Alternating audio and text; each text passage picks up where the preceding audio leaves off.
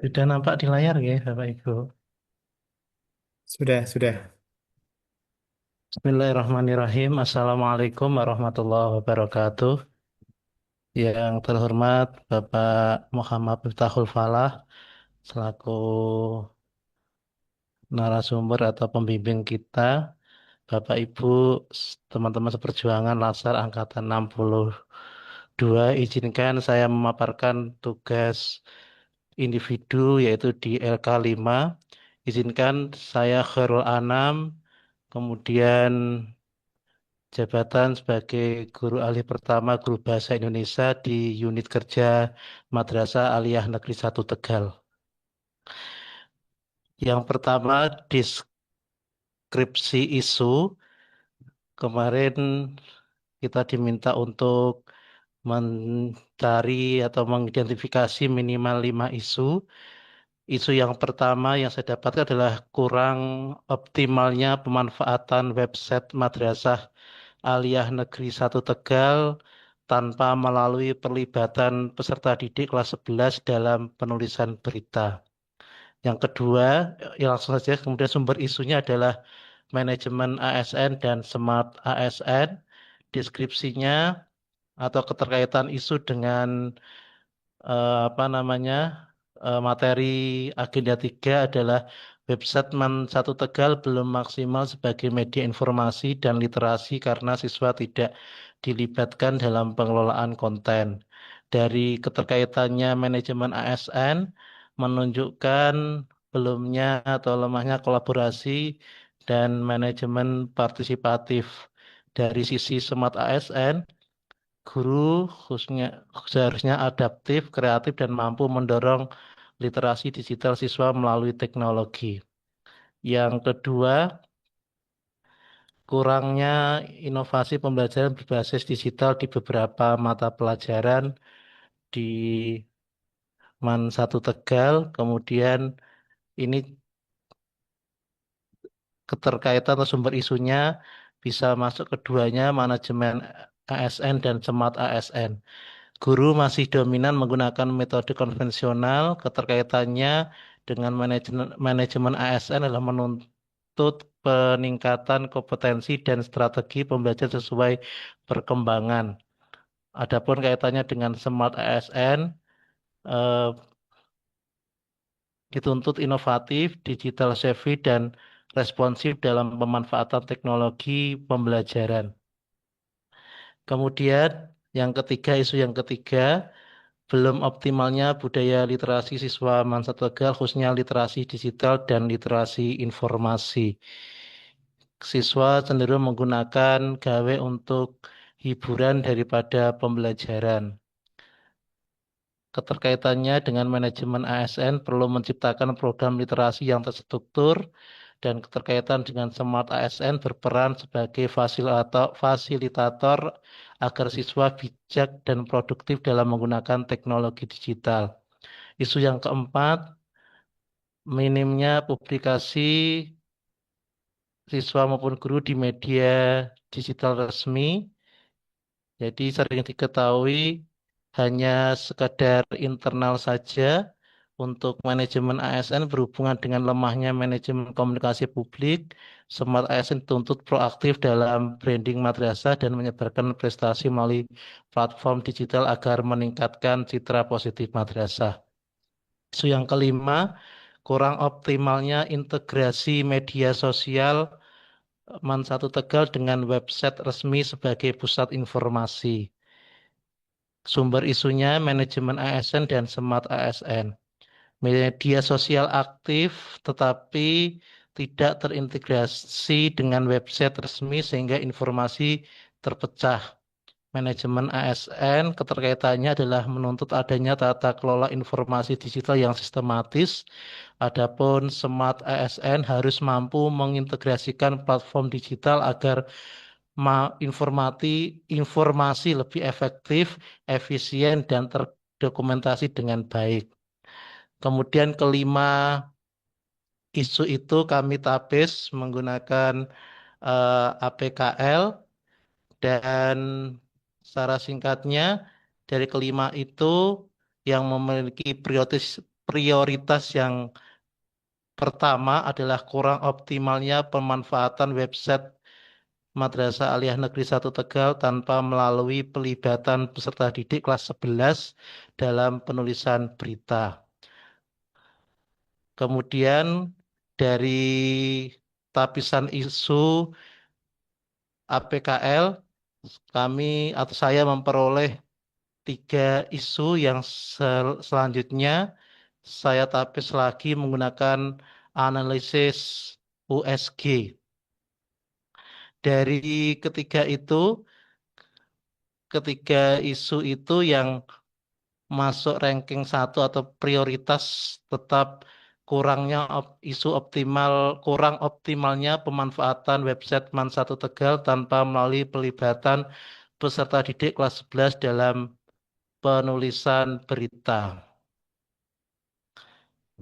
Kemudian saya ambil kesimpulan setelah menganalisis melalui pendekatan APKL dan USG, maka muncul yang namanya core issue atau isu utama yang perlu diselesaikan adalah kurang optimalnya pemanfaatan website Man 1 Tegal tanpa melalui pelibatan peserta didik kelas 11 dalam penulisan berita.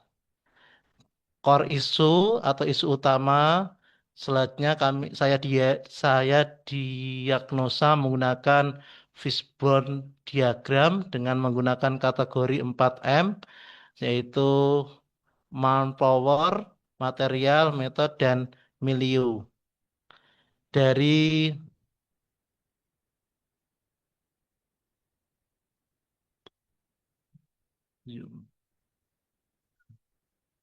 dari fishbone ini ada segi manpower, guru guru belum sepenuhnya melibatkan siswa dalam pengelolaan website. Kemudian yang kedua, siswa kelas 11 belum diberi peran khusus sebagai kontributor berita. Yang ketiga, rendahnya motivasi sebagai siswa untuk berkontribusi di website. Adapun dari unsur metode, belum ada SOP pelibatan siswa dalam penulisan dan publikasi berita di website. Kemudian kegiatan ekstrakurikuler sudah ada di sini namun kurang diarahkan untuk pengelolaan website. Yang ketiga, belum adanya monitoring dan evaluasi yang terjadwal secara sistematis. Dari unsur material, website belum memiliki fitur yang mendukung kontribusi langsung dari siswa. Yang ketiga, peralatan pendukung, kamera, laptop, maupun jaringan masih terbatas penggunaannya. Yang ketiga, belum ada modul atau bahan ajar khusus jurnalistik digital untuk siswa. Unsur yang keempat yaitu melia atau lingkungan, kesadaran warga madrasah khususnya Man 1 Tegal terhadap fungsi website sebagai arsip digital masih rendah. Kemudian pemanfaatan website masih dianggap sekadar formalitas bukan kebutuhan utama. Yang ketiga, orientasi publikasi madrasah lebih ke media sosial daripada website resmi. Dari gagasan tersebut, eh, maka teridentifikasi kurang optimalnya pemanfaatan website Man 1 Tegal tanpa pelibatan peserta didik kelas 11 dalam penulisan berita. Nah, gagasan pemecahan isu ini akan diarahkan pada upaya optimalisasi website madrasah melalui pelibatan aktif peserta didik kelas 11 sebagai kontributor berita.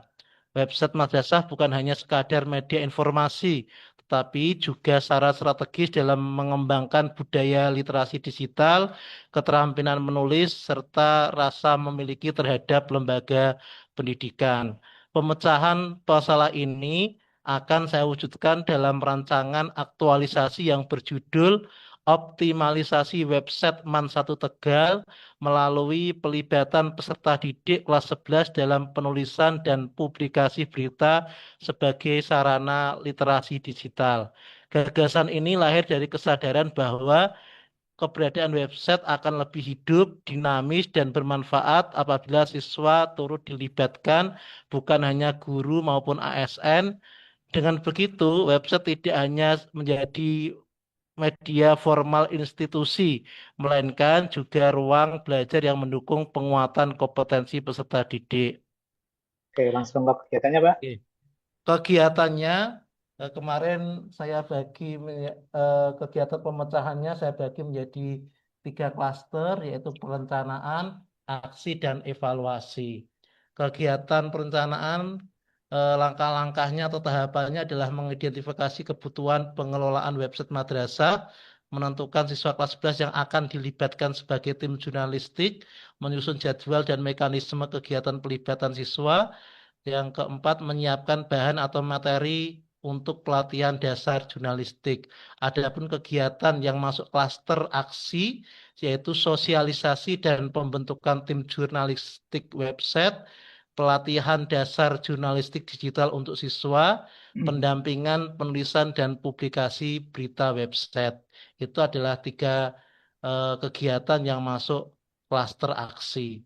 Yang keempat adalah yang ketiga, klaster evaluasi dengan kegiatan atau langkah-langkah tahapan melakukan evaluasi hasil pelibatan siswa dalam penulisan berita, mengidentifikasi kendala dan solusi pengelolaan website, mengumpulkan umpan balik dari siswa maupun guru, yang terakhir menyusun laporan akhir kegiatan aktualisasi sebagai wujud pertanggungjawaban. Terima Oke, kasih. Itu presentasi tugas LK5 dari saya. Saya menyadari banyak kekurangan dan mohon Bapak Falah maupun teman-teman yang lain berkenan memberikan masukan. oke, baik. Terima kasih. Assalamualaikum semuanya. Cek suara. Ini saya pakai headset yang lain. Suara saya aman. Aman, Pak. Terdengar, Bapak. Terdengar jelas. Oke, Dan siap. Oke. Aman, Pak. Ya, ini hanya konfirmasi apa earpodnya baru gitu aja sih sebenarnya. Oke, baik. Saya kita akan coba cek ya teman-teman ya. Ini Pak Hairul Anam itu ngajar apa Pak? Jenengan. mengajar bahasa Indonesia, Bapak. Oke, bahasa Indonesia ya. Website yang jenengan mau tingkatkan apa dengan menggunakan website itu? Untuk kompetensi menulis berita khususnya. Nah, kenapa jenengan pengen meningkatkan kompetensi menulis berita? Karena selama ini bagaimana? Karena selama ini apa khususnya anak-anak itu peserta didik menulis berita belum belum muncul, ya belum muncul, belum diketahui kemampuannya. Dengan salah satu indikatornya adalah website madrasah itu berita yang mengisi atau sebagai kontributornya adalah Oke, guru saja. jadi kemampuan anak-anak di dalam kesadaran ya menulis menulis apa konten berita itu kan masih masih rendah gitu ya, masih rendah gitu kan.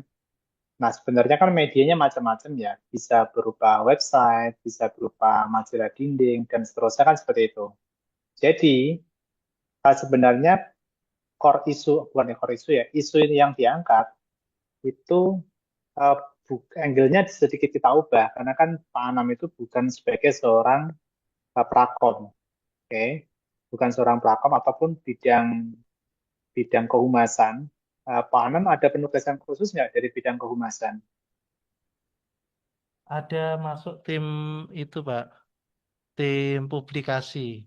Oke, tim publikasi ya. Oke ya, tim publikasi. Maka kalau saya sarankan seperti ini, yang saya fokus di core issue dulu ya. Core isunya ya, atau core isunya adalah rendahnya kemampuan siswa di dalam menulis apa namanya berita. Fokusnya ke arah sana gitu. Fokusnya di rendahnya kemampuan siswanya dulu. Oke, seperti itu ya. Jadi fokusnya itu di website itu kan sebagai sebuah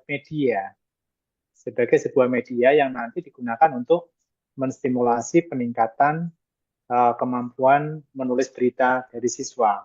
Jadi fokusnya bukan di kurang optimalnya pemanfaatan website, tetapi fokusnya adalah di lemahnya kemampuan siswa. Karena kan relate dengan bidang jenengan sebagai guru bahasa Indonesia. Gitu. Nah, kemudian nantinya di bagian Fishbone, kan ada bagian material, metode, dan seterusnya kan? Kan gitu, Pak. Ya. Nah, nanti di bagian materialnya bisa dengan menuliskan apa belum belum apa namanya belum optimalnya media website atau media sosial media ya untuk apa? Untuk penulisan berita misalkan. Jadi fokusnya di problem itu website sebagai salah satunya. Begitu ya Pak ya. Sehingga nanti dengan tarik ke gagasan kreatif adalah optimalisasi website untuk meningkatkan apa? Partisipasi siswa di dalam penulisan berita. Maksud Pak ya? Jadi Iya. fokusnya isunya ke siswanya, bukan ke tools-nya. Itu bedanya. Walaupun endingnya sama, tetapi angle yang di awal dengan sebagai guru bahasa Indonesia. Jadi dipahami Pak ya, bagian awal Oke. ini, angle yang nanti bisa dengan ambil gitu. Oke, sekarang kembali ke atas lagi, jenis-jenis isunya. Kita akan coba scanning semuanya. Yang pertama tadi saran saya ya tentang website, angle-nya ubah ke apa namanya mungkin partisipasi boleh atau keterampilan siswa di dalam menulis itu juga masih rendah boleh. Jadi fokusnya di siswa gitu. Nah, kemudian yang kedua, eh, ambil isu itu spesifik. Misalkan di sini kan di beberapa mata pelajaran. Fokuskan aja di mapel bahasa Indonesia apa yang terjadi gitu, Pak. Jadi fokuskan di, karena apa? Karena isu ini kan kita belum tahu mana yang kita pilih nantinya sebagai core isu. Asumsinya memiliki peluang yang sama dari setiap isu itu kita pilih. Itu ya yang kedua. Sekarang yang ketiga adalah budaya literasi. Oke ya, literasi masih nyambung ya dengan bahasa. Kemudian publikasi prestasi siswa. Nah, hal-hal yang kira-kira itu terlalu general, yang nanti bukan apa namanya tusi jenengan itu barangkali bisa dikurangi kecuali memang jenengan sebagai pembina ekstra jurnalistik ya itu bisa dimasukkan untuk publikasi prestasi misalkan tapi kaitkan juga uh, dengan sebagai guru bahasa Indonesia ya, yang terkait dengan manajemen ASN itu akan jauh lebih bagus kemudian termasuk dengan website media sosial juga jadi kan tusinya juga sama ya terkait dengan ini juga media sosial juga Iya, dari publikasi media salah satu meliputi media sosial dan oke. website. Baik, jadi itu yang penting, Pak, poin-poinnya. Kalau itu memang ada jaminan nanti dalam waktu 1 bulan ke depan, jangan masih partisipasi di tim jurnalistik gitu ya, sebagai koordinator misalkan ya, itu bisa dengan pilih ya sebagai media publikasi gitu. Itu saran saya. Jadi fokusnya tadi tidak di tools-nya, melainkan di layanan siswanya itu yang kurang. Yang kedua sekarang di bagian deskripsi isu ini ada 4 komponen kemarin yang sudah saya sampaikan ya. Tadi Pak, yang deskripsi isunya. Deskripsi isu itu ada 4 poin yang harus terus dipenuhi. Yang pertama adalah ada fakta dan data. Ini sudah ada ya. Website Pen 1 Tegal belum maksimal sebagai media informasi dan literasi. Mungkin nanti angle-nya diganti apa? Nilai-nilai siswa, partisipasinya berapa persen. Jadi ada fakta dan data yang faktual. Itu paling penting. Paling penting, karena ini poinnya paling tinggi ya. Nanti kalau di seminar RA, apakah deskripsi isu itu menyajikan fakta atau enggak? Kalau tidak ada fakta, maka levelnya nanti nilainya rendah gitu. Jadi pastikan pertama ada fakta yang muncul. Yang kedua adalah ada keterkaitan antara isu dengan sumber isu. Kebetulan di sini sudah ada ya, ada penjelasan keterkaitan antara isu dengan sumber isunya yaitu manajemen ASN sama smart ASN. Yang belum ada dua yaitu dampak sama apa namanya penyebab. Ada 4 poin ya di sisi isu. Pertama fakta dan data, kedua dampak, ketiga penyebab, yang keempat adalah keterkaitan antara isu dengan sumber isu. Hmm. Pada deskripsi ini yang sudah ada apa? Pertama adalah keterkaitan isu sudah ada. Faktanya bisa diperdalam lagi ya. Yang belum ada adalah dampak sama penyebabnya. Itu ya, yang belum ada. Itu Pak. Semuanya juga nanti sama ya. Di bagian semua deskripsi isu, 4 poin itu harus terpenuhi. Oke, sekarang ke Fishbone, Pak. Ke Fishbone. Kalau PKL USP kan dengan setelah ini ya, seperti ini. Oke, diperbesar. Oke. Nanti tentunya disesuaikan lagi ya, Pak. Karena kan fokusnya di siswa ya.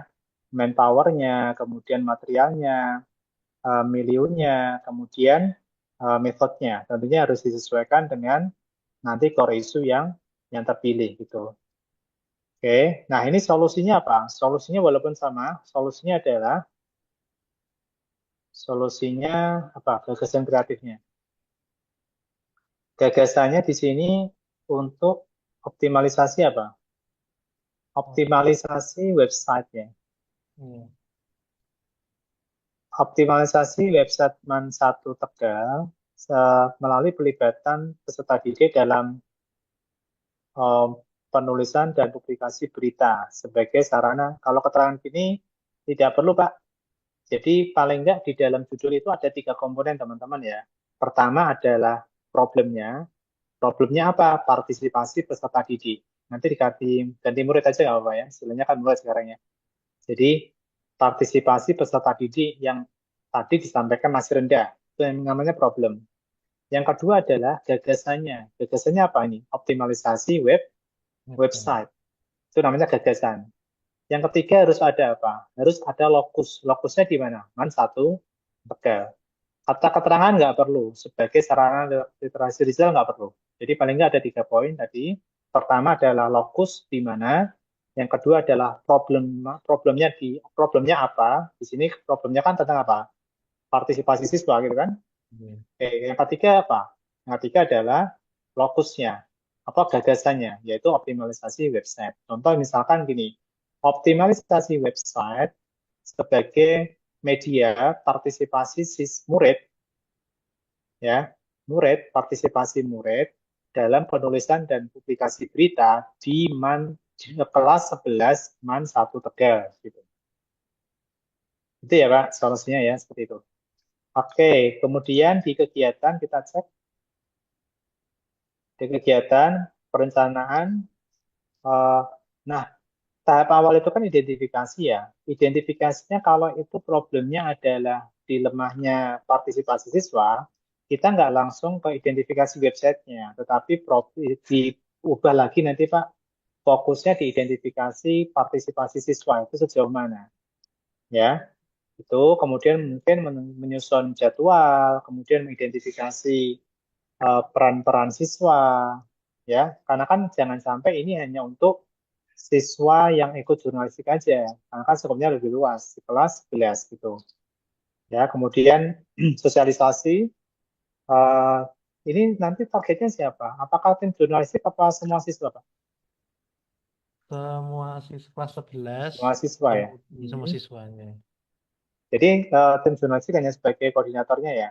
Oke. Oke, jadi pastikan nanti ada implementasi di Mapel gitu. Kan harus connect kan, kan kita nggak bisa memberikan tambahan untuk semua kelas 11 tanpa melalui jalur Mapel.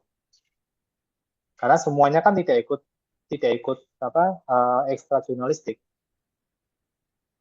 Agar semuanya terimplementasi di kelas 11, maka ikut apa namanya insert kan ke Mapel bahasa Indonesianya gitu. Kecuali jaringan ambil hanya yang ikut jurnalistik, ya ikut jurnalistik sudah clear gitu. Tapi karena ini sasaran jaringan adalah di semua kelas 11, maka ikutkan di aktivitas di Mapel Bahasa Indonesia pada materi-materi yang tentunya yang sesuai gitu Pak. Oke, kemudian pelatihan jurnalistik, pendampingan penulisan. Nah, aktivitas itu tidak selalu berupa pelatihan ya. Misalkan pertama adalah di perencanaan, identifikasi kebutuhan itu kan dari website juga. Kemudian yang kedua adalah proses tadi pembentukan tim. Yang ketiga itu apa namanya melatih kan bisa melatih, tapi melatihnya tidak sekedar hanya tim jurnalistik karena sasaran jaringan adalah di kelas 11 gitu. Melatihnya adalah terintegrasi di dalam pembelajaran bahasa Indonesia seperti itu. Kemudian pendampingan oke, masih bisa di website. Websitenya tentunya kan apakah mengakomodir semua harus nanti ditentukan, apakah nanti difilter karena kan nanti dipubliskan itu dipublish ke website secara official. Berikutnya adalah monitoring. Monitoring itu dan evaluasi. Nanti jenengan harus melihat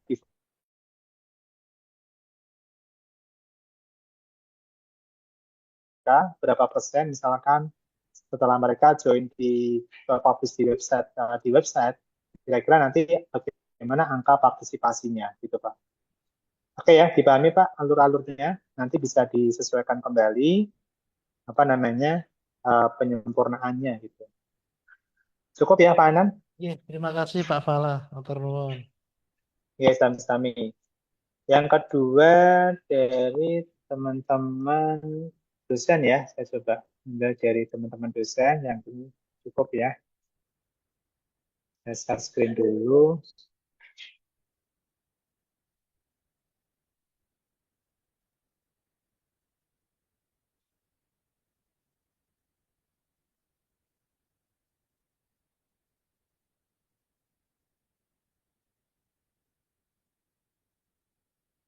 Oke, ini kayaknya namanya paling panjang satu kelas ini ya.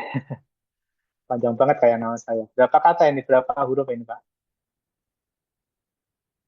5 Malah kata, Pak. 5 kata. Kalau Iya, huruf Pak. berapa? Iya, Biasanya Pak. kalau nulis kayak saya biasanya harus disingkat gitu ya. Kalau nulis di kayak Alcika dulu itu. Oke, silakan Pak Pak Fajri ya modelnya atau Oh, Pak. gigi. Mau di share Oke, screen, Pak? silakan. Monggo, monggo.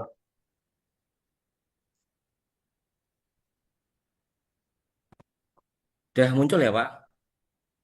Sudah bisa diperbesar sedikit, Pak? Baik. Oh, sebentar. Oke, Baik. Assalamualaikum warahmatullahi wabarakatuh. Waalaikumsalam. Perkenalkan, nama saya Laksamana Rajendra Haidar Azani Fajri. Di sini saya akan memaparkan tugas. Jadi di isu ini saya terkait belum optimalnya pemanfaatan media pembelajaran digital yang interaktif dan menarik. Nah, di sini di apa namanya program studi komunikasi dan penyiaran Islam di sini saya ditugaskan untuk belum adanya media pembelajaran digital yang menarik. Nah, untuk sumber isunya di sini terkaitnya adalah Smart ASN dan untuk deskripsinya di sini berkaitan dengan literasi digital seorang ASN dan diharapkan mampu beradaptasi dengan teknologi yang menciptakan proses pembelajaran inovatif. Jadi di sini karena ada belum ada penyetaraan pembelajaran, kadang beberapa dosen itu ada yang menggunakan sumber yang berbeda juga. Terus yang kedua adalah keterbatasan aksesibilitas dan fleksibilitas materi ajar bagi mahasiswa di luar jam kelas. Jadi di sini sumber terkaitnya adalah manajemen ASN dan smart ASN. Jadi terkait di sini, saya sebagai dosen ini karena sebagai pelayan publik itu harus memberikan pelayanan prima kepada mahasiswa terkait nanti pemberian materi dan dapat diwujudkannya lewat modul ajar yang berbasis digital yang bisa diakses oleh mahasiswa kapanpun dan dimanapun. Terus yang ketiga adalah masih dominannya metode konvensional ya yang terpusat pada dosen di mana di sini masihnya sifatnya teacher center dan ini sumbernya adalah manajemen ASN. Dan ini berkaitan dengan pengembangan diri bahwa setiap dosen itu juga harus meningkatkan profesionalismenya terkait kualitas pelayanannya dan metode ini itu juga dapat mengurangi keterlibatan aktif dan dalam mahasiswa ya. Jadi kalau misalkan nanti kita mau membuat suatu modul pembelajaran, itu mahasiswa itu bisa lebih aktif juga di sini. Terus yang keempat adalah rendahnya keterlibatan engagement dan motivasi belajar mahasiswa pada beberapa sesi perkuliahan. Dan ini sumber isunya terkait masuk ke manajemen ASN dan ini merupakan dampak dari metode dan media pembelajaran yang kurang variatif. Jadi mungkin ada beberapa dosen itu yang hanya mengajar saja, dia tidak memberikan studi kasus atau mungkin pembelajarannya kurang menarik gitu ya. Dan yang kelima adalah kurangnya variasi bahan ajar yang disesuaikan dengan gaya belajar generasi Gen Z. Jadi karena mahasiswa Gen Z ini biasanya ini mempunyai kemampuan yang literasinya dan kemampuan digitalnya lebih tinggi ketimbang generasi-generasi milenial atau mungkin generasi-generasi sebelumnya. Maka dosen di sini diharapkan untuk bisa belajar inovasi terkait perubahan modul ajar yang berbasis digital ini. Nah, ini terkait isu tadi, ini ada beberapa ini sudah saya ranking untuk prioritasnya itu yang pertama adalah belum optimalnya pemanfaatan media pembelajaran digital, di mana di sini untuk skornya itu 19, di mana skor aktualnya 5, problematiknya 5, kekelayakannya 4, dan layaknya 5. Dan ini saya rating karena emang ini belum optimal ya untuk di kampus UIN Sunan Kudus ya.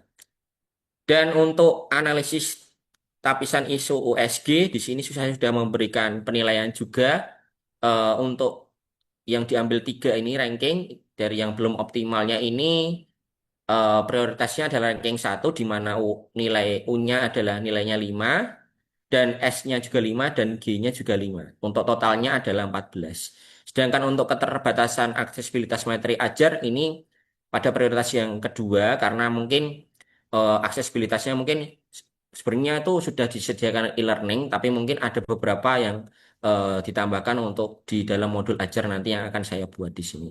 Dan yang ketiga terkait dominan metode pembelajaran konvensionalnya di sini pada prioritas yang ketiga di mana nilai U-nya adalah 3, nilai S-nya adalah 4, dan nilai G-nya adalah 3. Untuk totalnya nilai 10. Dan selanjutnya terkait ini untuk analisis akar masalahnya, ini saya membuat fishbone diagramnya, yaitu ada 4. Di sini ada material, manpower, environment, sama method. Untuk material di sini ada yang pertama adalah materi belum sepenuhnya dikemas secara visual dan interaktif. Terus yang kedua bahan ajarnya yang tersedia masih dalam format statis, jadi masih ada yang menggunakan Word, ada yang menggunakan apa namanya mungkin dalam bentuk jurnal gitu, ada buku-buku gitu ya. Terus untuk manpowernya kebiasaan menggunakan metode konvensional yang sudah lama diterapkan. Jadi menggunakan mungkin PowerPoint atau mungkin masih menggunakan papan tulis gitu ya. Dan untuk keterbatasan waktu dosennya untuk mengembangkannya ini juga kompleks karena mungkin waktu yang digunakan itu juga singkat ya di sini ya. Dan untuk environment-nya di sini ada kebijakan atau dorongan yang kuat untuk digitalisasi, di mana pembelajaran belajar ajarnya itu secara masif ya. Jadi mungkin eh, terkait kebijakan ini harus apa namanya ditentukan ya untuk sumbernya itu harus minimal berapa tahun supaya itu nanti kita mengikuti perkembangan zaman sesuai dengan perkuliahan yang akan kita lakukan nanti. Terus yang selanjutnya terkait metode, yaitu proses pembelajarannya itu cenderung monoton dan satu arah. Jadi mungkin karena ini generasi Gen Z, jadi kita harus mendorongnya supaya itu terjadi komunikasi yang baik dan komunikasi dua arah gitu ya. Dan selanjutnya adalah kurangnya penerapan metode pembelajaran inovatif yang berbasis teknologi. Jadi nanti mungkin dengan pembelajaran modul bahan ajar digital ini supaya nanti bisa meningkatkan mahasiswa pembelajaran mahasiswa juga di sini. Baik, itu tadi sudah saya jelaskan. Sekarang ke gagasannya ya. Dari akar masalah ini, maka akan diusulkan ini ya optimalisasi pengembangan modul ajar berbasis Flipbook untuk pembelajaran mahasiswa pada mata kuliah ilmu komunikasi, Fakultas Dakwah dan Komunikasi Islam di UIN Sunan Kudus. Nah, apa saja gagasannya di sini? Dan di sini saya sudah memberikan berapa? 5 kegiatan ya terkait kegiatan yang pertama adalah persiapan ini konsultasi dengan mentor dan itu merancang kegiatan serta materi awal serta kerangka RPS. Jadi nanti mungkin saya akan konsultasi dengan wakil dekan 1 untuk konsultasi terkait pembelajaran mata kuliah ilmu komunikasi sesuai dengan RPS yang dilakukan. Dan yang kedua adalah menyusun materi ilmu komunikasi yang terstruktur. Jadi nanti saya juga akan merencanakan layout-layout yang digunakan, di mana di sini saya akan menggunakan aplikasi Canva dan mungkin aplikasi-aplikasi yang interaktif supaya bisa memudahkan pembelajaran mata kuliah ilmu komunikasi. Dan yang ketiga adalah mengkonversi mata kuliah ya materi yang akan saya sajikan, mungkin dalam bentuk flipbook dan beberapa flip HTML serta untuk mendapatkan elemen-elemen interaktif supaya pembelajaran itu terlihat menarik.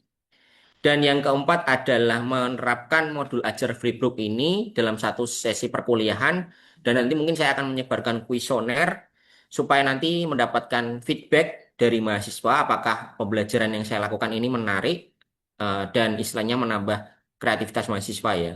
Dan yang kelima adalah menganalisis data umpan mahasiswa, apakah nanti bisa dievaluasi efektivitas modul yang akan saya berikan, dan saya akan menyusun laporan akhir kegiatan ini sebagai bentuk pertanggungjawaban. Mungkin itu Pak dari tugas ini, Pak.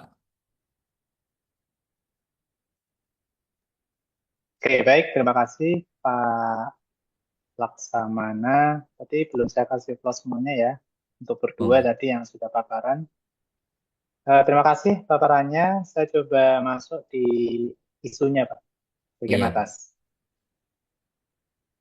Isu yang bagian atas, Pak. Paling atas sendiri aja. Oke, terus naik aja. Nah, oke, baik. Pertama adalah belum optimalnya pemanfaatan media pembelajaran digital yang interaktif dan menarik ya, Iya, Pak. media pembelajaran. Nah, yang pertama ini, kalau di perkuliahan mungkin kita memakai diksi-diksi yang di perkuliahan gitu ya. Misalkan kalau di sana apa? Media perkuliahan gitu atau seperti apa Pak? Yang lebih tahu. Atau memang media pembelajaran masih relevan? Kalau di perkuliahan, kalau di kampus, itu media perkuliahan gitu ya. Wah, Pak, suaranya putus-putus, Pak. Sebentar, Pak. Oh, Oke. cek suara, Oh iya, ya. Sebentar, Pak. Ini saya putus. pakai headset aja, Pak. Lumayan Yang lain putus-putus, Pak. teman-teman, saya Oke, memang lumayan putus-putus suara putus-putus. saya. Suaranya Oke. aman semua sih, Pak. Jelas ya, Pak? Oke, cek suara. Oh ya, sudah, Pak. Ya, Sudah aman ya? Baik. ya aman, Pak. Jadi yang pertama, diksi yang digunakan, diksi sesuai dengan tempat kerja ya. Misalkan kan di kampus ya, medianya itu Iya, media Pak. apa? Pembelajaran itu masih relevan atau media perkuliahan yang kira-kira lebih tepat yang mana Pak? Kalau Yang di di perkuliahan ada yang masih menggunakan media pembelajaran juga, ada yang menggunakan media Oke, perkuliahan, ya. ya nanti dipastikan aja. Oh, Yang iya. kedua misalkan modul ajar. Kalau di kampus mungkin ada istilah RPS itu ya atau apa? Ya, kalau RPS itu rencana pembelajaran semester. Jadi kita satu Ah, semester itu belajar apa saja. Di situ ada mungkin sub materi yang akan oh dibahas. gitu.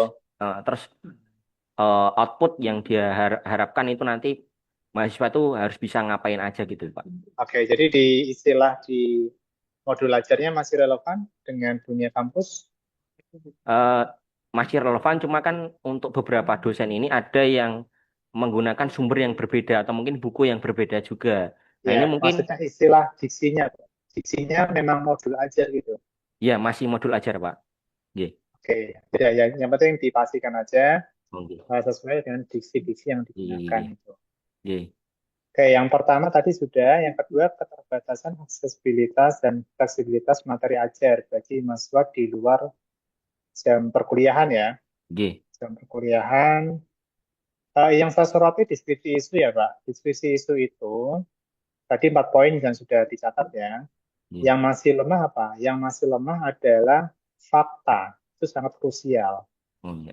Faktanya apa? Misalkan kenapa dikatakan aksesibilitas dan fleksibilitas itu masih terbatas? Bisa diuraikan, Pak Laksamana bisa menggambarkan seperti apa gitu ya. Misalkan hanya 20% siswa, mahasiswa, dan seterusnya. Jadi benar-benar data-data, syukur-syukur data-data primer.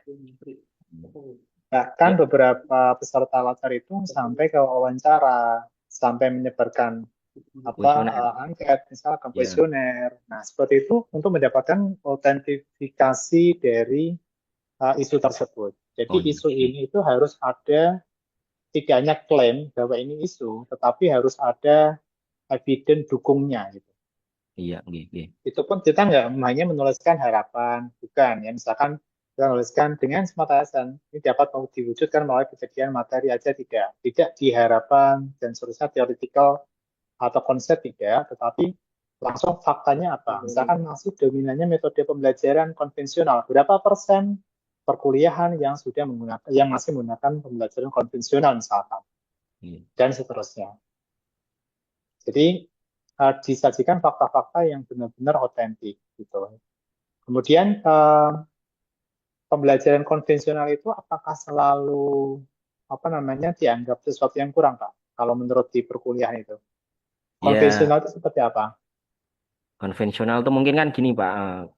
Jadi kan mungkin ada yang hanya menggunakan komunikasi satu arah saja, terus ada yang masih menggunakan metode yang dia tidak menggunakan, dosennya tidak menggunakan laptop, hanya menggunakan mungkin spidol. Nah, supaya itu mungkin yang biasanya yang dosen-dosen itu kan ada yang seperti itu juga Pak. Jadi tidak Oke, menggunakan laptop, tapi hanya menggunakan spidol pembelajarannya. Dan itu pun mungkin ada beberapa mahasiswa tuh yang mungkin malas menulis ya, karena emang Gen Z itu kan iya, biasanya lebih ke diberikan sesuatu modul yang interaktif atau mungkin yang menarik itu kan biasanya kan biar semangat belajarnya juga Pak gitu Pak kalau menurut saya oke, gitu. baik. Nah, itu harus ada faktanya.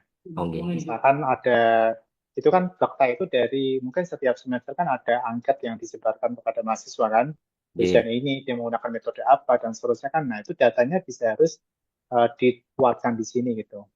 Padahal kan sebenarnya konvensional itu belum tentu tidak baik ya. Kayak ini saya kemarin saya baca itu di buku digital minimalism gitu. Eh, Justru dengan beberapa kampus besar itu kembali ke blackboardnya, ke whiteboard, ya ke blackboard malah. Kayak di Iya. Oxford, di beberapa kampus-kampus besar gitu. Itu Iya. malah mereka menggunakan kapur kembali malah. Atau ya paling enggak di whiteboard ya pakai spidol gitu. Kenapa? Karena pembelajaran ketika tidak menikmati proses gitu. Karena ketika ada papan tulis kosong, itu benar-benar menguji bagaimana komprehensivitas dari seorang dosen memberikan penjelasan gitu. Beda dengan slide ya. Kalau slide kan bisa dibayangkan langsung slide, tampil, tampil, tampil gitu. Tidak ada proses yang dilewati. Tidak ada diskusi yang bisa dibangun di dalam membuat alur yang dituliskan di blackboard. Jadi sekarang itu sekedar informasi aja ya, di beberapa kampus besar itu malah kembali sekarang tidak menggunakan teknologi yang ini ya, yang sangat Yang mempercepat iya. matang pengetahuan matang, tetapi mereka diajak untuk sama-sama step by step itu. Itu ya Iya. gambarannya, nanti bisa dicek fakta dan datanya Pak. Kemudian Oke. termasuk ini rendahnya keterlibatan atau dan motivasi belajar mahasiswa. Nah, kira-kira ada data nggak apa namanya persentase dari motivasi yang rendah ini? Berapa persen materi mahasiswa? Kemudian data-data dari jurusan jenengan itu berapa dan seterusnya. Itu yang perlu saya tekankan terkait dengan deskripsi isu. Jadi fakta dan data itu nomor satu di deskripsi isu. Gitu. Kalau yang ini sudah ada keterkaitan ya dengan sumber isu yang perlu ditambah tadi di fakta dan data. Fakta. Oh iya, Oke, mau tanya Pak, kemudian terkait fakta silakan. itu berarti kita harus kayak misalkan memberikan suatu pernyataan gitu apa mungkin angket juga Pak? Kalau fakta Ya, biasanya. fakta itu kan bisa data primer, bisa sekunder ya. Oh iya, Kalau data primer primer, atau jadi secondary. kan bisa mengambil data-data secara langsung, itu bisa Iya. jika memang tidak ada ketersediaan data sekunder. Data Iya. sekunder kan bisa macam-macam ya. Dengan Iya. membuat klaim tentang motivasi yang rendah itu, datanya apa gitu. Itu bisa kita ambil dari misalkan survei yang dilakukan jurusan yang mungkin satu semester kemarin sudah dibuat, boleh itu bisa dimasukkan di sini. Oh, Ya, boleh sekunder, boleh primer gitu. iya. Atau data-data wawancara itu boleh satu dua orang mahasiswa yang bisa menceritakan perkuliahan, ya nanti kan itu bisa menjadi data-data pendukung. Iya. Oke, ada lagi Pak Laksamana? Sementara belum Pak. Belum ada ya, baik. Iya. Sekarang nomor 5 apa Pak? Isu yang nomor 5.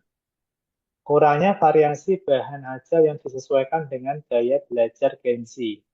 Variasi bahan ajar. Nah, yang kurangnya itu apa? Itu juga nanti diuraikan, gitu ya. Oh, iya. Seperti itu. Oke. Nah, kemudian tentunya ini dengan di fakultas jurusan apa? Pak? Komunikasi atau apa? Ilmu ilmu komunikasi Pak. Oke, di ilmu komunikasi ya. Jadi memang ada penyesuaian-penyesuaian terkait syukur-syukur dari Pak Laksamana ini apa namanya konteksnya tentang ilmu komunikasi. Nah, itu juga cukup menarik ya. Misalkan kurangnya variasi bahan ajar perkuliahan apa namanya di komunikasi gitu ya. Iya, Ya iya. sesuai dengan pola-pola uh, penyebaran informasi sekarang itu kan ada ada apa namanya tidak mainstream kan, beberapa hal yang perlu mereka pahami. Itu di bagian deskripsi isu. Itu bisa dikaitkan. Jadi nanti treatmentnya lebih mudah. Treatmentnya adalah di perkuliahan yang sesuai dengan mata kuliah yang relevan seperti itu. Oke, seperti itu Pak. Apa namanya informasi yang perlu saya kuatkan. Kemudian di bagian kegiatan sekarang. Kegiatan ya, Pak. Bagian kegiatan. Nah, di bagian kegiatan ini pastikan bahwa apa namanya kegiatan itu adalah sekuensial, teman-teman. Oh, Sekuensial itu sequential gini, ya. kegiatan dua itu kegiatan satu itu prasyarat dari kegiatan dua tidak bisa kegiatan tiga tidak bisa dilakukan sebelum kegiatan yang kedua. Jadi dia sekuensial, tidak bisa tidak parsial gitu ya, tapi sekuensial berurutan Ya, pekerjaan terurut. itu. Gitu. Oke. Nah, kemudian di sini mengembangkan konten dan desain visual modul ajar ya. Kemudian yang awal apa? Identifikasi. Identifikasi pun nanti bisa melalui FGD gitu ya, dengan FGD. dosen-dosen yang dibutuhkan. Kemudian bisa lewat UCD. UCD itu user center design. Jadi kemudian mendesain itu nggak sekedar dari FGD akademik antar dosen, tetapi dari mahasiswa. Kira-kira mereka butuh apa gitu ya. Jadi dari sudut pandang calon konsumen atau calon user yang nanti kita bisa tangkap apa yang mereka inginkan gitu. Kemudian implementasi, terus bawahnya Bapak, 4 dan 5 evaluasi dan penyusunan laporan aktualisasi. Ini baru kegiatan ya, nanti bisa ke depan dikembangkan. Kalau penyusunan laporan aktualisasi nggak usah. Enggak usah ya, Karena Pak. yang penting itu kegiatannya adalah fokus pada realisasi dari gagasan kreatif. Laporan aktualisasi secara otomatis dilakukan gitu ya. Oh Jadi iya. fokusnya adalah di penyelesaian dari core isu yang terpilih tadi. Gitu Pak. Core isunya apa yang dipilih tadi? Bisa ditunjukkan di atasnya. Core isunya yang terpilih. Kurang apa? Belum optimalnya pemanfaatan. Pemanfaatan Nah, media kalau bisa belajar. isu itu secara redaksional selalu konsisten, mulai dari awal sampai akhir. Oh Ini iya, kan Pak. disingkat ya. Iya. Nah, itu nanti harus konsisten ya sejak awal sampai di akhir itu. Oke, kemudian di Fishbone Pak bisa ditunjukkan di Fishbone. Nah, di Fishbone ini teman-teman pastikan nanti teridentifikasi mana yang terselesaikan oleh gagasan kreatif dan mana yang tidak Oh iya. terselesaikan. Itu nanti harus di apa namanya diinformasikan ya. Seperti ini contohnya. Saya buat contoh misalkan. Jadi di awal itu kan kita memulai dari apa keterkaitan isu ya. Ini isunya misalkan kurangnya kolaborasi antar stakeholder. Ini isu namanya. Kemudian ini keterkaitan isu dengan sumber isu. Ini adalah yang bawah apa? Data ya, data. Data Google Review misalkan. Itu adalah data. Nah, kemudian di bagian Fishbone kita bisa lihat ini kan ada yang bold kan, ada yang tebal kan. Iya. Yang tebal itu maksudnya akar masalah yang terselesaikan oleh gagasan kreatif. Yang tipis-tipis ini yang tidak bisa di-cover oleh gagasan kreatif. Jadi gagasan kreatif itu belum tentu menyelesaikan semua akar masalah. Gitu. Jadi kita bisa memilah yang tebal adalah yang terselesaikan, yang tipis adalah akar masalah yang tidak terselesaikan dari gagasan kreatif yang kita uh, sampaikan seperti itu. Itu ya. Jadi nanti bisa dibuat tanda ya. Ini misalkan, oh ini yang terselesaikan, oh ini yang terselesaikan, oh ini yang terselesaikan, dilingkari boleh, misalkan. Itu Pak. Jadi yang tidak terselesaikan dibiarkan gitu ya. Maka nanti diidentifikasi, oh ini terselesaikan, oh ini enggak mungkin ini, oh ini bisa, dan seterusnya. Jadi bisa kita identifikasi mana bagian yang terselesaikan, mana yang tidak terselesaikan. Itu Pak, masukannya. Ya, terima kasih, Pak. Iya, Hmm. sama-sama. Baik, cukup ya dari unsur dosen. Lanjut bawahnya apa ini? Dari penghulu. Nanti yang satu-satu itu saya gabungkan ya, nanti biar biar ini penghulu ya, penghulu paling banyak ini. Penghulu paling banyak. Sebentar, saya coba paste dulu.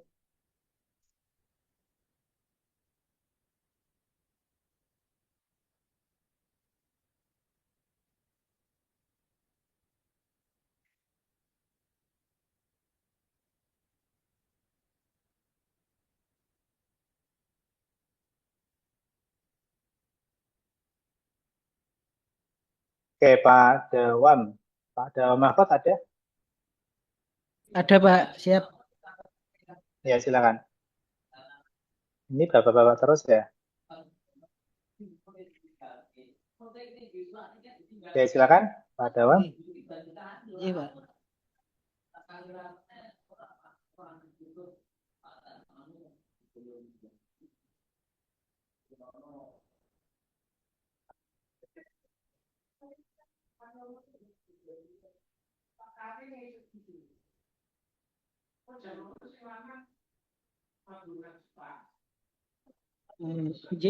Terima kasih Bapak atas waktunya. Bisa di zoom sedikit, tolong Pak.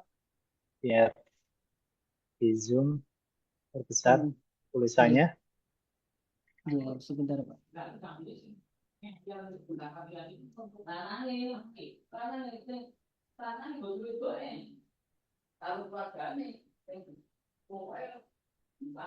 Sudah Pak. Ya, udah, silakan. Jadi tugas kami yang saya buat pertama tentang deskripsi isu, yaitu yang pertama adalah kurangnya literasi digital pegawai, pengguna aplikasi pelayanan online belum optimal di KUA Kecamatan Weleri. Jadi hampir di seluruh KUA Pak rata-rata ini adalah pegawainya yang generasi milenial masih sedikit sehingga banyak didominasi oleh pegawai senior-senior sehingga kurangnya literasi digital itu masih terasa. Ini mungkin di sebagian Kendal begitu Pak, di sebagian Kabupaten Kendal. Yang kedua adalah belum optimalnya penggunaan SIMKAH oleh masyarakat yang ingin melakukan pendaftaran nikah secara online di KUA Kecamatan Weleri. Ini masuk sumber isu Smart ASN. Jadi banyak masih dari ASF pun masih sangat kurang terkait penggunaan keterampilan di aplikasi SIMKAH sistem manajemen nikah itu jadi sehingga untuk mengajari seumpama ada masyarakat bertanya bagaimana caranya itu masih sangat kurang sekali.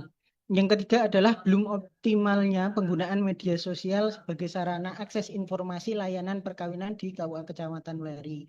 Ini masuk sumber isu Smart ASN, deskripsinya adalah ASN perlu mengembangkan kemampuan digital. Nah, dulu rata-rata sebelum ada generasi milenial itu media sosial yang ada di KUA terkhusus itu masih stagnan sehingga ini sangat perlu dan merupakan sumber isu yang kekinian. Yang keempat adalah belum tertibnya pendataan, pengarsipan, dan penonaktifan register akta nikah. Ini banyak data Pak, manual, arsipnya itu lama, bahkan sekarang lapuk, apalagi di KUA Kecamatan Weleri itu usia KUA-nya itu seperti usia Indonesia Pak. Jadi KUA Weleri itu berdiri masih zaman Belanda Pak. Jadi masih Kadipaten Kendal ini masuk di Karesidenan. Namun sekarang Karesidenan ini dipecah menjadi beberapa hal. Oleh karena itu eh, ini juga masuk sumber isu Smart ASN.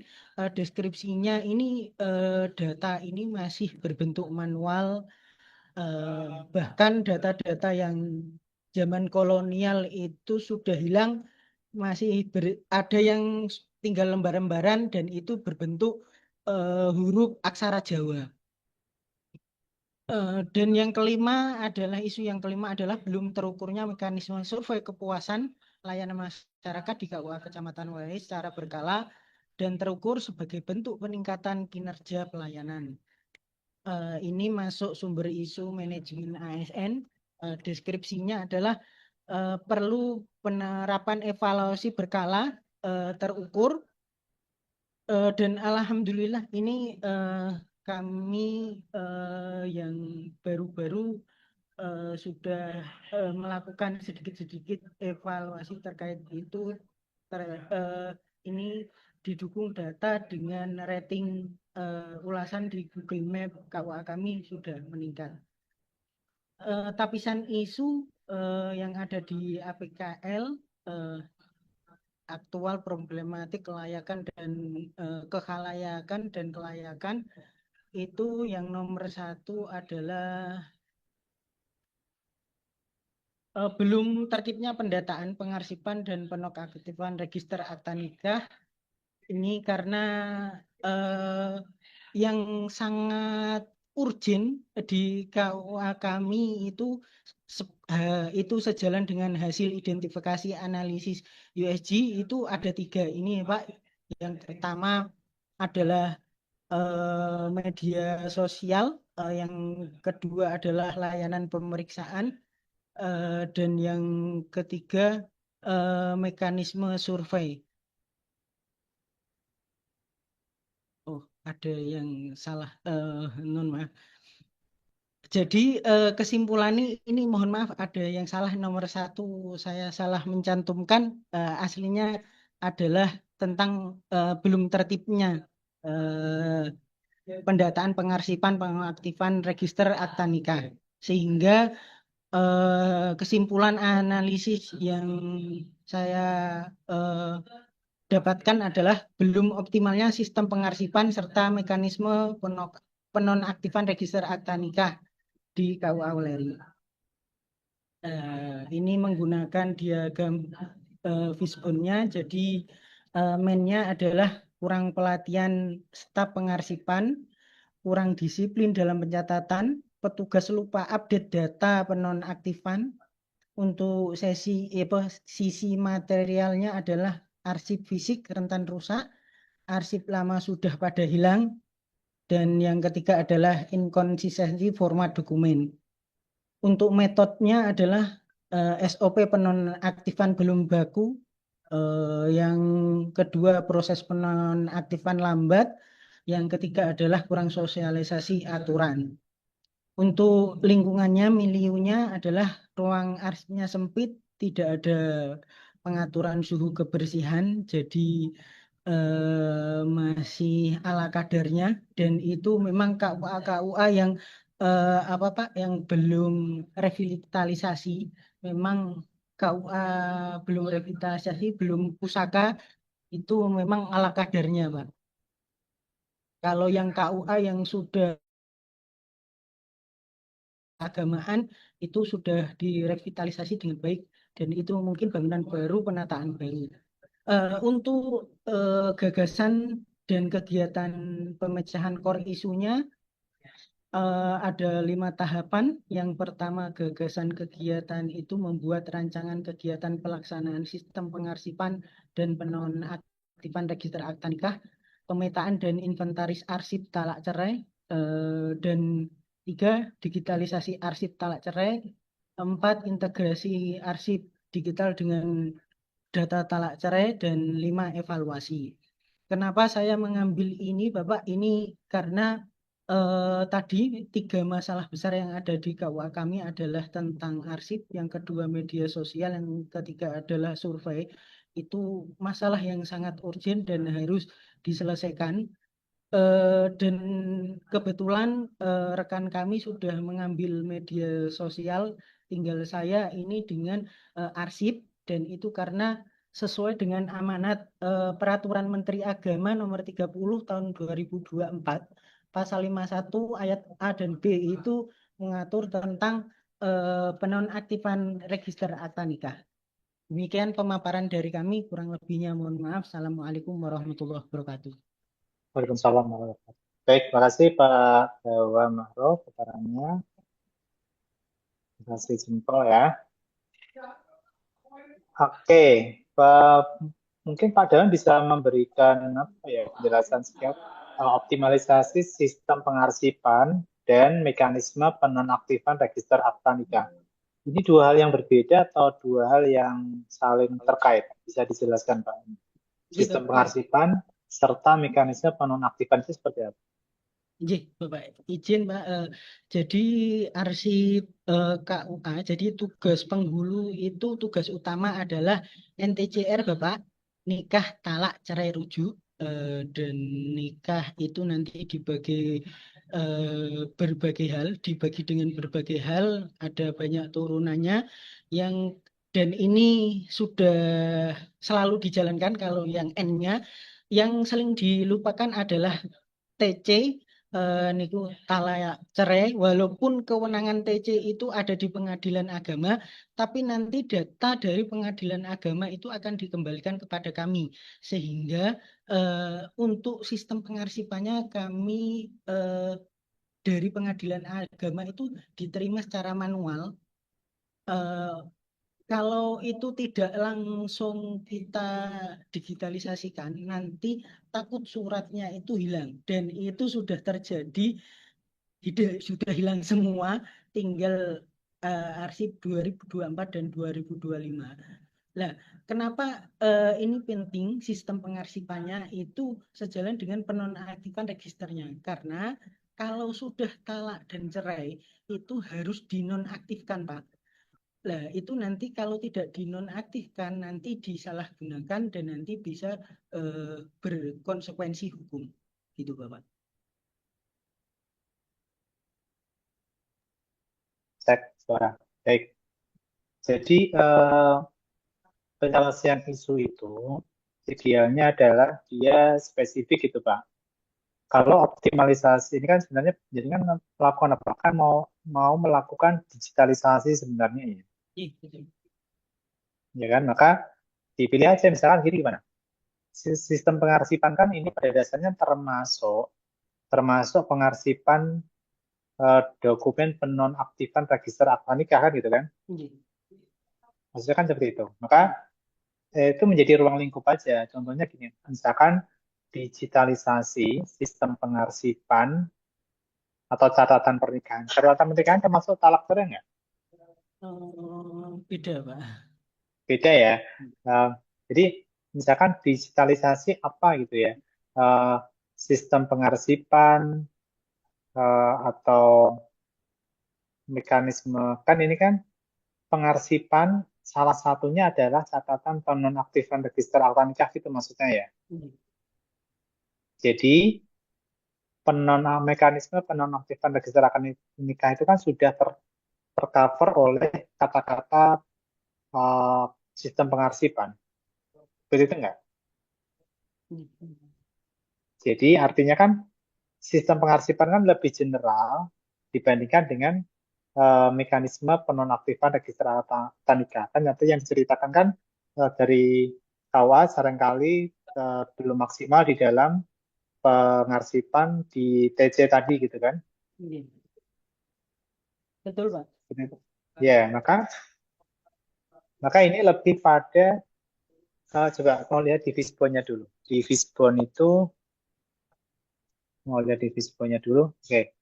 Ini kan problemnya belum optimalnya sistem pengarsipan serta mekanisme penonaktifan register akta nikah di KUA Kecamatan Weleri. Ini kan problemnya. Maka sekarang solusinya apa? Solusinya termasuk di sini di bagian materialnya kan dia belum ada mekanisme digitalisasi juga ya, ada nggak di sini? Nah, misalkan di bagian metodenya belum ada proses digitalisasi misalkan, maka judulnya nggak harus belum optimalisasi, tetapi Jangan kan tadi kalau lihat di kegiatan kan perancangan digitalisasinya gitu. Maka digitalisasi kira-kira apa? Digitalisasi sistem pengarsipan serta mekanisme penonaktifan register akta nikah di KUA Kecamatan Weleri gitu kan. Yang saya masih ragu itu ini Pak, ada nggak sebuah kata-kata yang lebih efektif dari kata-kata sistem pengarsipan serta mekanisme penonaktifan register akta nikah, yang dia lebih simpel apa, yang mengcover semuanya gitu.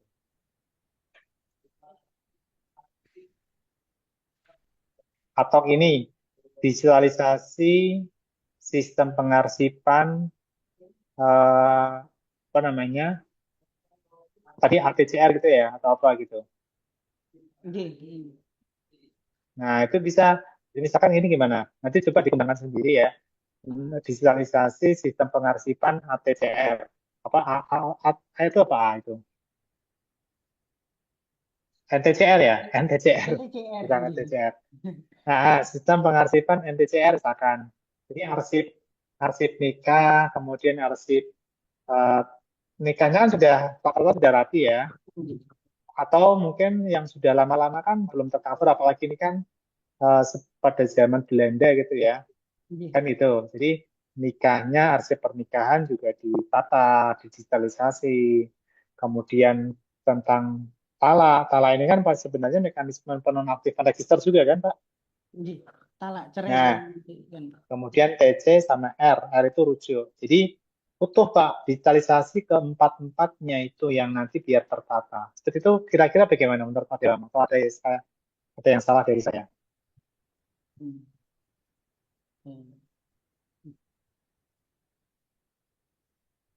Dipahami nggak kira-kira?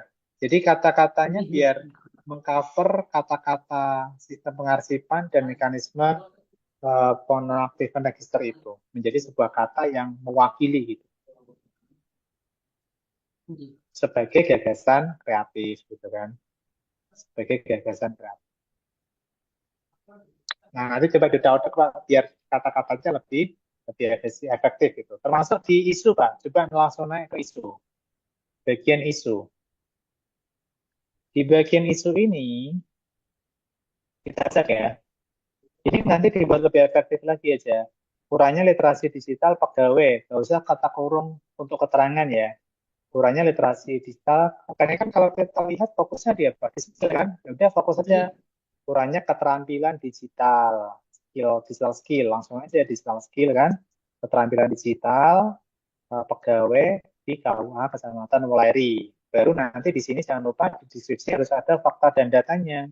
Sejauh ini seperti apa? Mungkin rata-rata orang yang generasi lama gitu ya, generasi yang senior gitu, dia sering minta tolong kepada pegawai-pegawai yang muda dan dinarasikan aja nggak apa-apa. Dia sebuah fakta yang bisa kita narasikan seperti itu. Nah, jadi nanti bisa disesuaikan saja. Ini belum terlihat pendataan, pengarsipan dan penonaktifan register akta nikah. Bisa nggak kita kasih kata-kata yang lebih efektif gitu? Apalagi dalam tanda kurung banyak data manual arsip lama tidak rapi itu jangan dimasukkan di isu, tetapi masukkan di bagian deskripsi isu. Jadi hal-hal yang sifatnya keterangan menjelas masukkan ke deskripsi isu, gitu Pak. Itu ya Pak. Ini dari cukup lama ya. Kalau saya lihat bangunannya, kayaknya kok bangunan itu tidak ada yang tuh Pak, apa namanya bangunan cagar budaya itu nggak ada.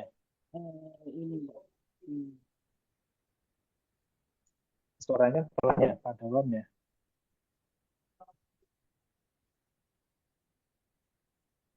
Oke, baik. Itu Pak, saya rasa cukup Ini Pak, untuk ini Pak. Gimana? Ini bangunannya. Di share screen Pak, Oh. kelihatan. Ulangi, mau lihat bangunannya. Barangkali ada teman-teman pengen merasakan ini pernikahan di tempat-tempat yang klasik gitu kan.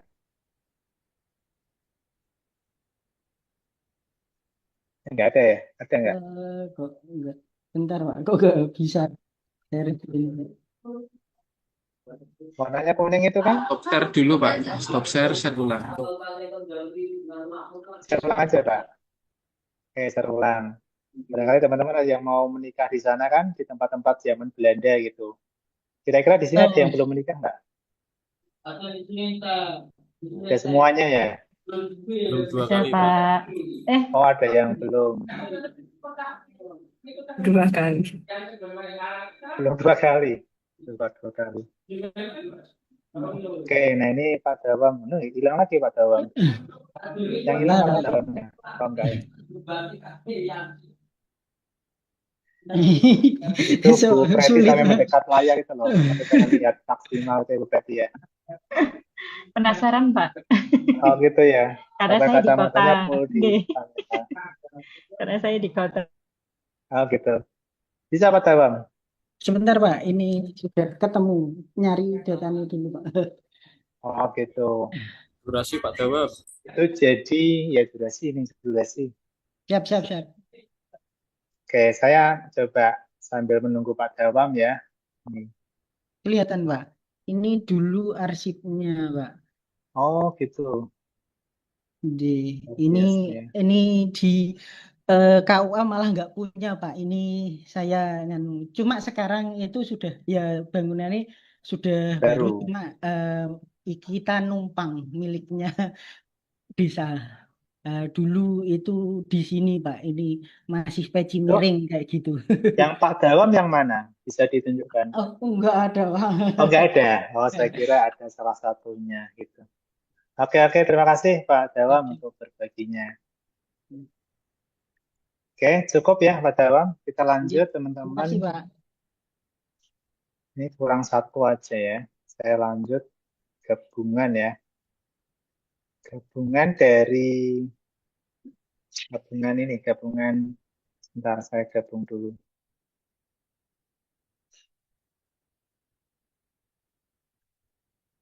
Gabungan dari ini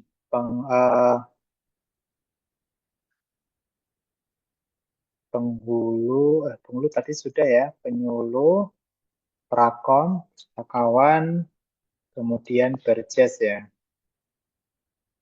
Harusnya gabung sama berjes. Berjes juga satu orang ini. Buruskai. Oke, baik. Saya coba acak. Satu lagi aja.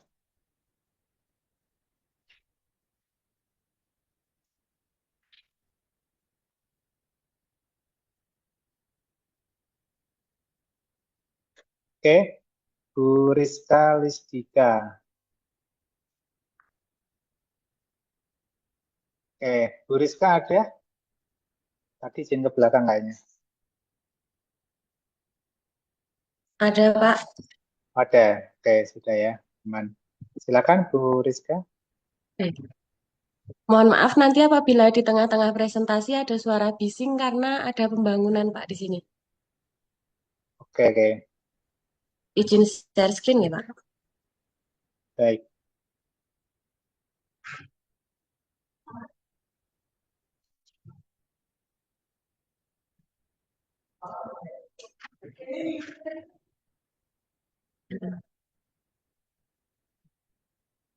Maaf, sebentar.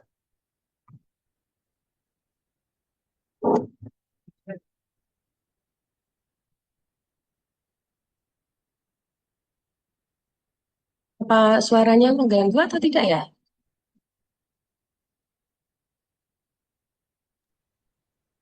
Apakah Enggak sudah ada. terlihat, Enggak ada Pak? suara. Enggak ada Tidak, suara. suaranya clear. Aman Mbak.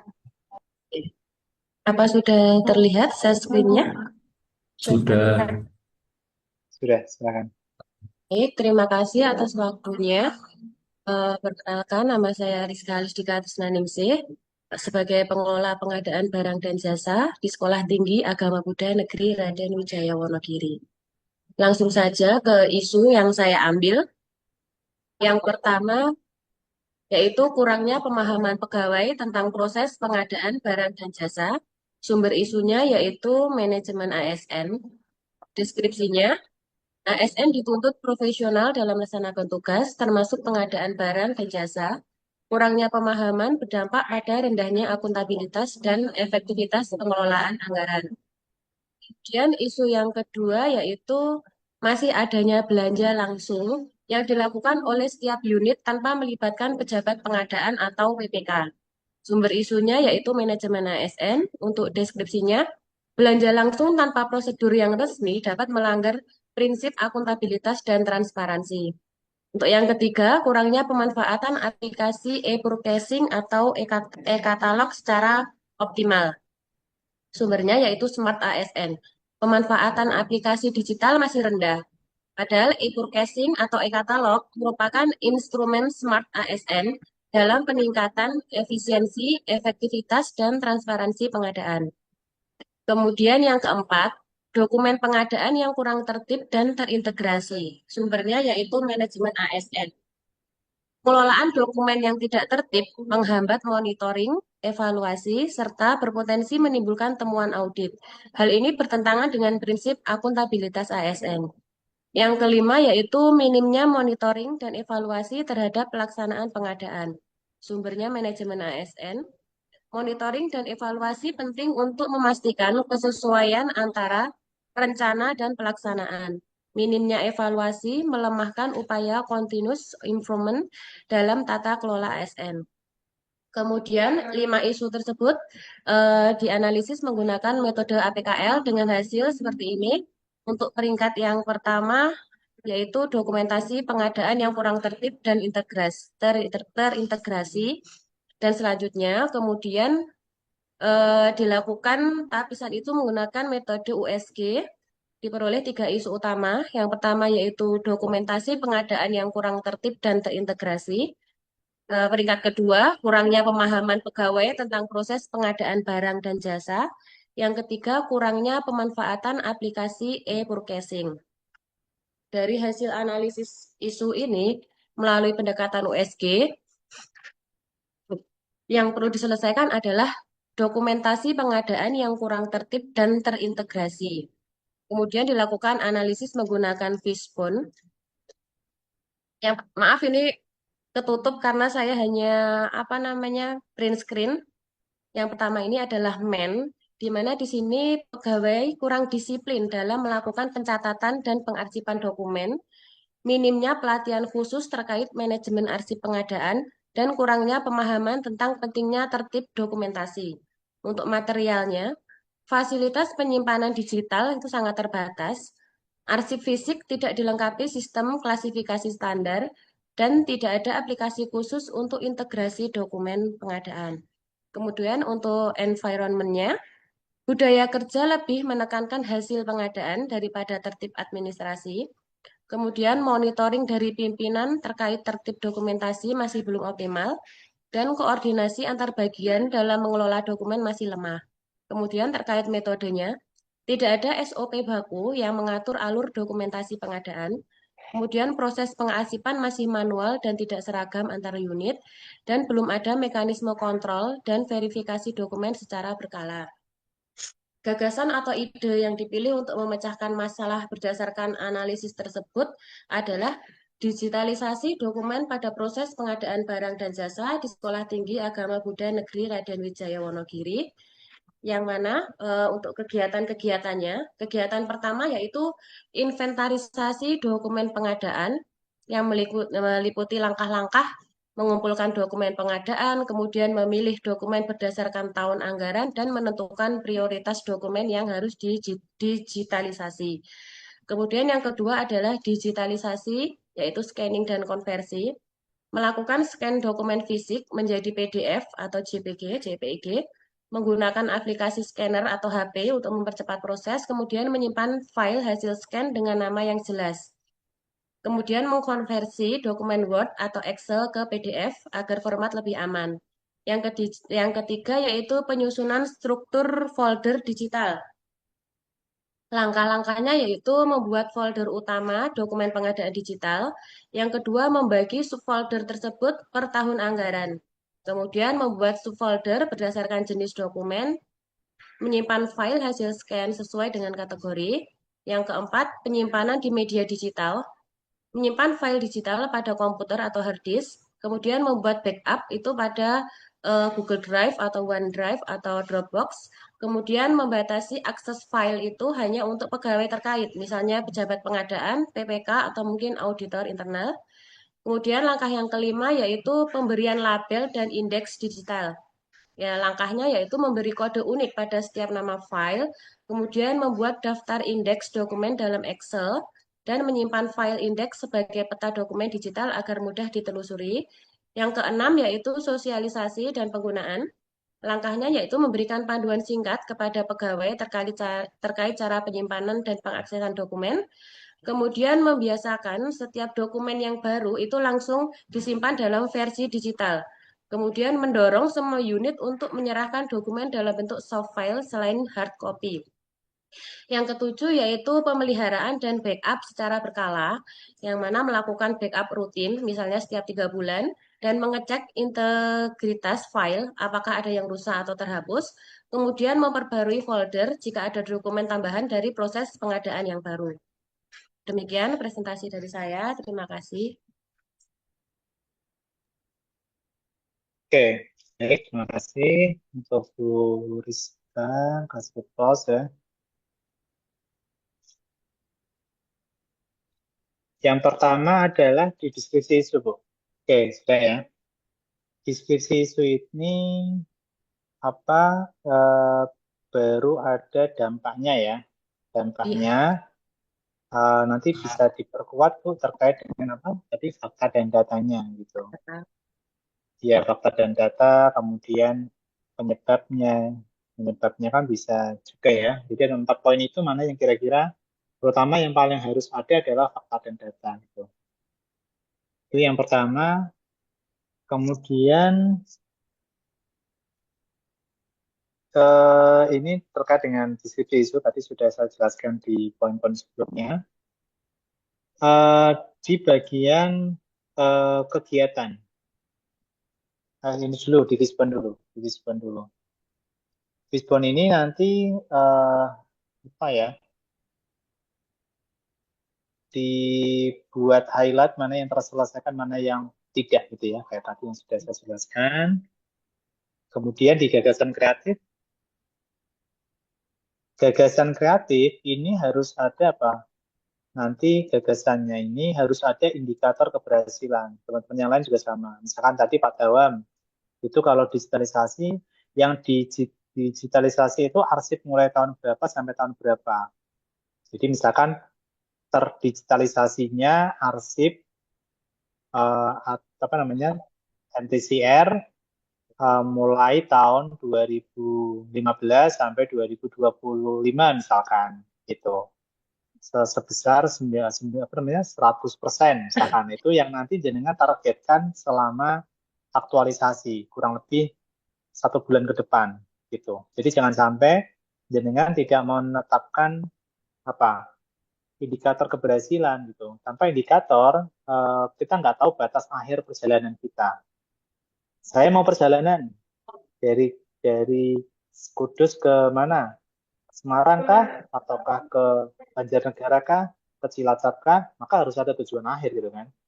Tujuan akhir itulah yang kita sebut sebagai indikator keberhasilan. Nah, kayak Bu Rizka juga sama. Nanti ini kan outputnya apa? Outputnya kan membuat apa ini tadi? Digitalisasi dokumen ya. Ya kan? Seperti ini. Maka kira-kira apa yang mau digitalisasi? Basis waktukah? Ataukah seperti apa ya indikator produk yang nanti bisa menjadi ukuran keberhasilan jenengan gitu. Gitu ya, itu poin-poin yang perlu digunakan untuk teman-teman juga yang lain. Nah, ini kan kaitannya sama ada pengaturan privilege ya, mana yang nanti terkait dengan file-file tersebut ya. Itu yang nanti memang perlu kerjasama dengan ini nggak, dengan Prakom nggak, atau memang dari Bu Rizka sendiri sebagai adminnya nanti? Saya sendiri, Pak. Oke, jadi itu yang nanti, nah untuk keberlanjutan, bisa nih di kedepannya digunakan model microsite misalkan, kayak Linktree misalkan. Kan tidak harus kita memberikan link-link terpisah dengan link yang panjang kan nggak harus. Bisa kita berupa link klik atau apa yang nanti apa namanya dashboard awalnya itu lebih mudah. Itu salah satu contoh aja sih. Bisa nanti kalau masuk ke link tersebut dari akun dari setiap divisi itu punya user apa namanya password kode yang untuk masuk itu juga bisa. Ya, itu paling mudah sih.